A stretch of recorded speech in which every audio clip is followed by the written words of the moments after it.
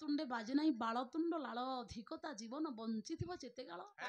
ହରେ ପୁଅ ଶିଶୁ ବୋଲି ଦୁଇ ଅକ୍ଷର ସତ ସଂସାରେ ସାର ପିତାମାତାଙ୍କର ଅଟଇ ସେତ ଗୋଳାର ହାର। ପାଟ ମୁଠା ସୁନା ଗହଣା ଥିଲେ ଥାଉ ପର ଶିଶୁଟେ ନାହିଁ ଯାଘରେ ତାର ଘର ଅନ୍ଧାର। ମା ଅନେକ ମା ଦାମୀ ଗହଣା ପିନ୍ଧୁ ଭଲ ମନ୍ଦ ଖାଉ ସୁବର୍ଣ୍ଣମୟ ରାଜ୍ୟରେ ବସୁ ପୁଅ ଝିଅ ନଥିଲେ ମାର ପଣ୍ଡିତ ମନ କେବେ ଶାନ୍ତି ନାହିଁ। ତାହେଲେ ଆମର ଭଞ୍ଜଙ୍କର ପଦ ପଣ୍ଡିତ ଦରକାର। ତାହେଲେ ପଣ୍ଡିତ ବୈଦେହୀଶ ବିଳାସ କବି ସମ୍ରାଟ ଭଞ୍ଜ କହିଲେ ବିହରୁ ବିହରୁ ଦଣ୍ଡକାରନେ ବୃନ୍ଦ ଋଷି ଦେଖି ସୁପୁନେ ବିଦେହ ଗୋଟିଏ କଦେହ ଇଏ ବୋଲନ୍ତା ଇଏ ଲଗ କିଛି ନାହିଁ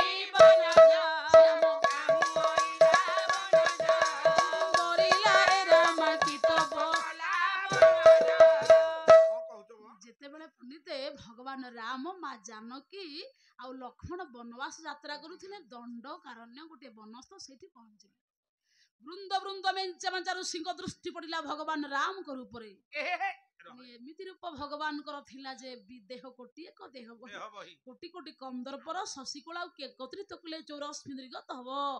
ଭଗବାନ ରାମ ସେତିକି ତେଜଯୁକ୍ତ ସଭା ସୌନ୍ଦର୍ଯ୍ୟକୁ ଧାରଣ କରିଥିଲେ। ସନ୍ଥ ତୁଳସୀ କହିଲେ ରାମଙ୍କ ରୂପର ବର୍ଣ୍ଣନା କେଡେ ସୁନ୍ଦର ପୁଅ ଦେଖିଛୁ।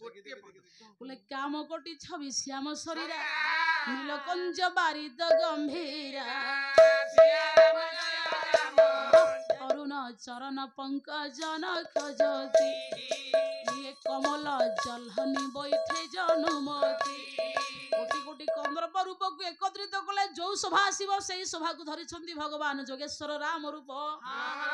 ମୋର ପଣ୍ଡିତ ରାମଙ୍କ ରୂପକୁ ଆଜ୍ଞା କୋଟି କୋଟି କେତେ କେତେ ମେଞ୍ଚା ମେଞ୍ଚା ଋଷି ମାନଙ୍କ ଦୃଷ୍ଟି ପଡିଲା ପ୍ରଭୁଙ୍କ ରୂପରେ। ଚିନ୍ତା କଲେ ବର୍ଣ୍ଣଜ ଶ୍ୟାମ ଏ କାହୁଁ ଅଇଲା ବରିଲା ଏରାମା କି ତପ କଲା।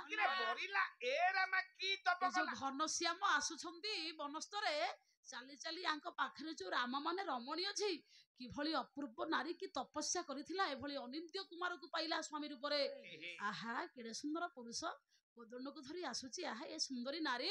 କିଭଳି ତପସ୍ୟା ପୁଣ୍ୟ କରିଥିଲା ଯେ ଏଭଳି ଅପୂର୍ବ ରୂପବନ୍ତ ପୁରୁଷ ସ୍ୱାମୀ ରୂପରେ ପାଇଛି। ହଁ କଣ କରିବା କହିଲ କଣ ହବ ବୋଲା ବିଧାତା ଆମକୁ କରନ୍ତା ନାରୀ ପର ହୁଅନ୍ତେ କୋଦଣ୍ଡ ଧାରୀ ବୋଲା ବ୍ରହ୍ମ ପଦବୀ ପାଇ ହେବ କିସ ରହିବା କି ପରି କାମିନୀ ବେଶ ବିଚାରୁ ଉଲକ୍ଷିତ ଶରୀର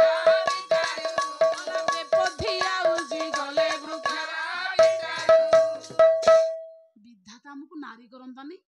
ଅପୂର୍ବ ପୁରୁଷ ଆମ ସ୍ୱାମୀ ହୁଅନ୍ତା। ଚାଲ ସମସ୍ତେ ନାରୀ ହବା ଏ ପୁରୁଷ ଆମ ସ୍ୱାମୀ ହବ।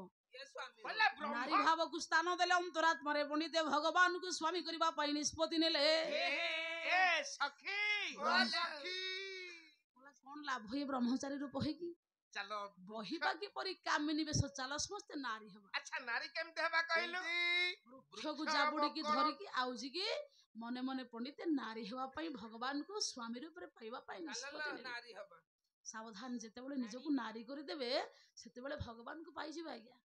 ଆମେ ଅସଲି ନାରୀ ସମସ୍ତେ ସେଇ ଗୋଟାକ ହଉଛି ପୁରୁଷ ସିଏ ଆମ ସ୍ୱାମୀ ହେଲେ ଆମେ ତାର ପଣ୍ଡିତେ ସ୍ତ୍ରୀ। ଯେତେବେଳେ ଭଗବାନଙ୍କୁ ଭାବରେ ପ୍ରେମରେ ବାନ୍ଧିଦେଲେ ନିଜକୁ ନାରୀ କରିଦେଲେ ପ୍ରଭୁକୁ ପାଇବା ପାଇଁ ଆଉ ପ୍ରଭୁ ହଲିବ। ଆଜ୍ଞା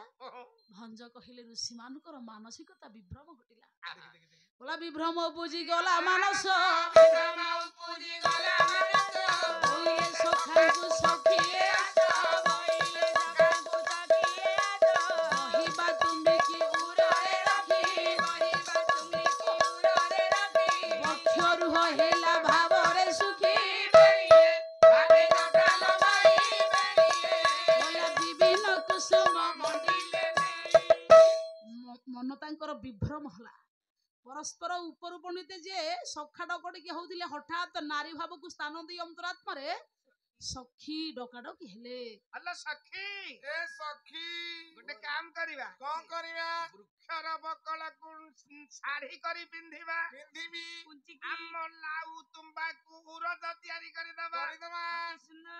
ଜଟାକୁ ବେଣ କରି ବେଣୀ କରିବା ଜଟାକୁ ପଣ୍ଡିତେ ବେଣୀ କରିବା ପାଇଁ ନିଷ୍ପତ୍ତି ନେଲେ। संपूर्ण नारी रूप में सजे हुई भगवान को स्वामी रूप में पाइबा पाइमा लठिया हेले ऋषि माने श्यामलांद परम ब्रह्म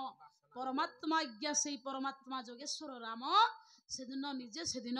ऋषि मान को मनोभाव को पंडित देखिले जानिले आहा केडे सुंदर मनोभाव को मते नेछंदी पाइबा पई पुरुष रूप रे जन्म होई नारी हे गेले ससरे मते पाइबा पई भगवान देखिला आज्ञा कोन देखिले बोला बिहुथिले जे आहुति अग्नि रो जे हुआ दिया बोला बिसरिले स्वाहा बोला बकरी चाहिता पुनः पुनः कही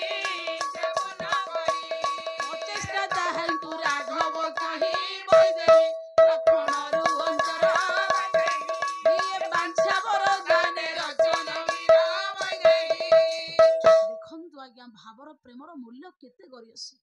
भगवान को भावर प्रेम रे स्वामी पाइबा पई नारी हे गेले ऋषि मान कोन कोले ना जे सबुदिन यज्ञ कुंड रे सुहा सुहा करूथिले ये स्वार आद्य खरु काटिले खाली हा हा पंडित हेले भगवान को पाइबा पई जेते बेले स्वामी रूप रे हराम हराम पंडित हेले भगवान न सही पारि मा जानकी और लक्ष्मण को अंतर करी तांको पाखरे पहुंचिले अद्भुत पंडित भाव को सम्मान जणैले बोले मते पाइबा पई जो तुमे निष्पत्ति नेचो जो त्याग करिचो मु तुमर मनोस्कामना मनोवांछित वर निश्चित प्रदान करिबि बांछा वरदान रचन गिर भगवान को वर पंडिते देखंतु चतुर्वर्गर फल जेते बेले भगवान दबनी पु आउ कि न देले चलिबो आज्ञा किरे दिया त दिया अल्लाह दिया छपर फाड़ी दिया जेते बेले भगवान पंडिते नेबे आउ जे दबंटी बनाही निया त निया चरमुळ ताडी निया सेठी पई पंडिते भगवान देला भडी पात्र होंतु आज्ञा एडा बड़ सागर पडिची माने ग्लास काई कि पानी आनिबा बड़ पात्र नबा से होची सागर सम्राट ताकू पाइबा पई हेले पंडित मंडली सेमिति योग्यवान काई होबानी से तो दानी ना दब आमे काई पंडिते से तो ग्रहिता सी पंडित मंडली दाता आमे तो ग्रहिता आमे काई पंडित मंडली विशाल पात्र नै काई छोटिया पात्र नै कि जाता पाखकू से तो बसिची दबाकू मु दबाकू बसिची तू निये किंतु योग्यवान है कि मो पाखकू आस ओ दउची कि मु सदाले भाबुची सारे दी महला करले मो छात ऊपर आ दीप खरा कर देबी हे प्रभु हे दियो महापुरु मु पालारु गला बेला को सुरगावाली घाटी रे टंका टाटा पके को नाही म से पोखरी हुडा रे मेंचे पड़ीची याहरी गोटे आने ता माने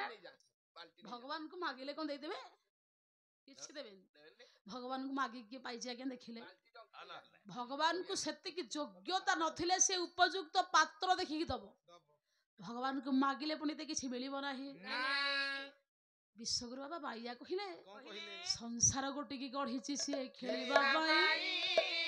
बोला नाना क्रीड़ा तहु करई नाना रूप क्यु होई धनशाली हृदय थाई न धरे निर्दय भाव संथ हृदय करी निवास देखाए तो सद्भाव काहाकु दियई सजाकु किए भोगई मजा ये जानी न जानिला पराए सब क्षेत्र रे राजा बोला बिना आदेश रे जगते हलु नाही तिरणा बोला विश्वविदांकर आदेश हुए जन्म मरण से आदेश सिरे घेरी न जीव जीव मारई से आदेश सिरे घेरी न जीव जीव पारई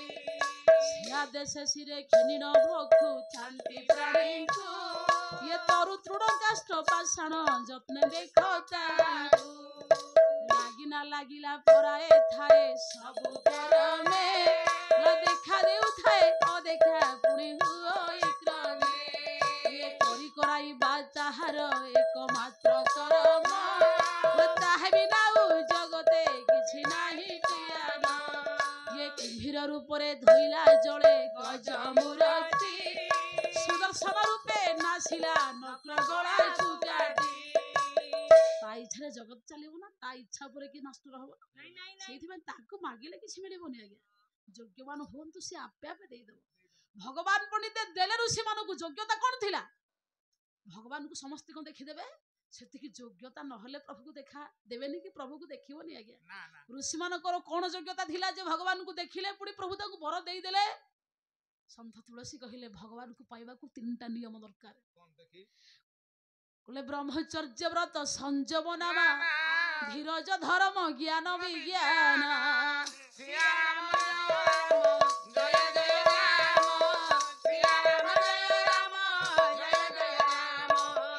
पंडित ऋषि मानकर पाखरे संयमता थिला वैराग्य भावना पंडित भक्ति ज्ञान थिला